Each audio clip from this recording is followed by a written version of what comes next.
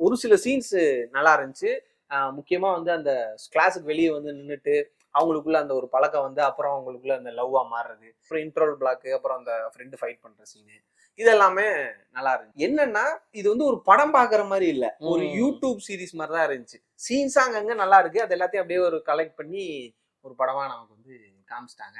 மத்தபடி யூசுவலா நம்ம தமிழ் சினிமால பார்த்த பல விஷயங்கள வந்து உள்ள அள்ளி போட்டு வச்சிருக்காங்க. உதாரணத்துக்கு வந்து கில்லி படத்துல இருந்து நம்ம அந்த இன்னசென்ட் அம்மாவ பார்த்துக்கிட்டு இருக்கோம். அந்த அம்மா ஆனா நான் இன்னைய வரைக்கும் நேர்ல பார்க்கல. அப்படி ஒரு அம்மா இருக்காங்களான்னே எனக்கு தெரியல. அவங்க எவ்வளவு இன்னசென்ட்னா ஐசிஓடிலே ரொம்ப இன்னசென்டா தான் நடிப்பாங்க.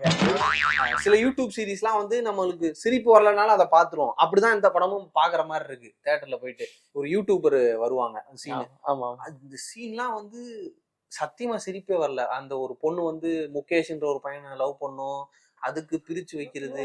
இது அதுக்கு ஒரு இன்ட்ரோல் பிளாக் மாசான ஒரு இன்ட்ரோல் பிளாக் அப்படின்ட்டு சினிமா தான் பாக்குறோம் இல்லைன்னு சொல்ல. பட் ஆனா ஒரு ஒரு ஒரு யதார்த்தமான ஒரு லைஃபை பத்தி சொல்லும் போது அதுல ஒரு ரியாலிட்டி இருக்கணும்ல. அந்த ஒரு எசன்ஸே இல்ல. இப்போ இன்ட்ரோல் பிளாக்லாம் இங்கதான் நடக்கும்னு டிசைட் பண்ணிட்டு அங்க போய் வச்சுட்டு எல்லாரும் அடுத்தடுத்து வருவாங்க. நீங்க வாங்க நீங்க வாங்க நீங்க வாங்க. ஹீரோயின் வரும், அதுக்கப்புறம் அந்த பொண்ணு வரும், ஃப்ரெண்ட்ஸ் அங்க இருப்பாங்க, கடைசியில அவங்க அப்பா வருவாங்க.